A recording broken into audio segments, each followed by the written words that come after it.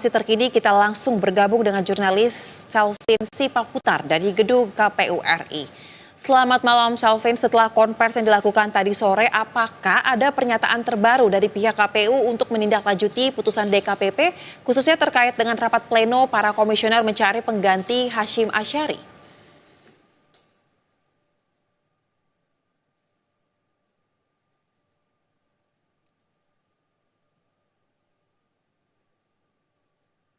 Rapat pleno yang akan dilakukan untuk proses pemilihan ketua KPU Hashim Asyari yang telah dipecat oleh DKPP buntut dari dugaan tindakan asusila yang telah dilakukan oleh dirinya terhadap anggota PLN pada pemilu 2024 kemarin. Namun dalam konferensi pers pada sore hari tadi memang Hashim Asyari telah memberikan statement resminya dalam konferensi pers tadi pagi, ada di mana kalau misalnya kami pantau ada dua poin utama yang disampaikan oleh Hashim Asyari dalam konferensi pers, di mana pertama adalah dirinya mengatakan bahwa dirinya meminta ataupun berucapan terima kasih kepada DKPP yang telah membebaskan tugas dirinya dari ketua KPU. Kemudian dirinya juga meminta maaf kepada awak media apabila memang ada kesalahan-kesalahan yang dilakukan oleh dirinya selama dirinya menjadi ketua KPU. Dan memang kalau misalnya kami lihat lagi dari pernyataan dari Hashim Asyari, tidak ada bantahan secara spesifik terkait dengan putusan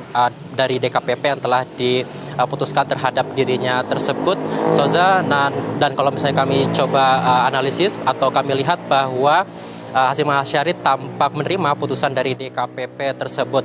Dan kalau kami lihat juga bahwa terkait dengan putusan ini, Soza, ini menjadi catatan kelam bagi KPU, di mana pimpinan mereka ini harus diberhentikan ataupun dipecat buntut dari dugaan tindakan asusila ataupun pelanggaran kode etik. Dan tentu ini kedepannya akan menjadi PR yang semakin besar lagi dari KPU, karena kedepannya setelah sukses menyelenggarakan pemilihan umum, KPU juga masih harus mengadakan proses pilkada serentak yang akan dilakukan beberapa bulan lagi, Soza. Namun tentu sebelum itu ada hal lain yang harus dilakukan oleh KPU, yakni adalah mencari pengganti dari Hashim Asyari yang telah diberhentikan sebagai ketua KPU. Dan kalau misalnya memang merujuk dari Undang-Undang Pemilu nomor 7 tahun 2017 tentang pemilu, tentunya ini terkait dengan penetapan ataupun pemilihan ketua KPU ini adalah prosesnya melalui rapat pleno oleh para komisioner, di mana kalau kami lihat memang ada 6 komisioner yang saat ini masih aktif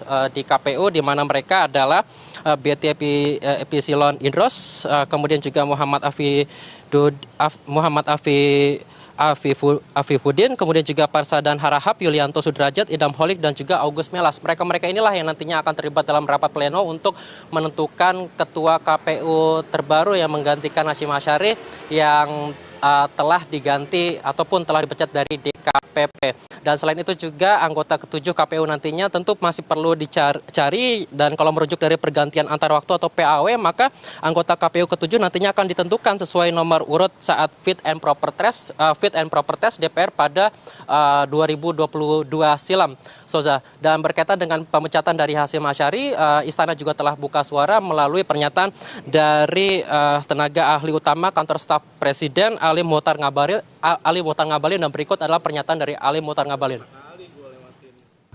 Pemerintah menghormati putusan DKPP sebagai lembaga yang berwenang diberikan oleh undang-undang mengenai pelanggaran kode etik dari penyelenggara pemilu. Mengenai sanksi pemberhentian tetap untuk Ketua KPU Hashim Asyari oleh DKPP, insya Allah secepatnya akan ditindaklanjuti dengan penerbitan keputusan Presiden setelah putusan ini dilakukan oleh DKPP.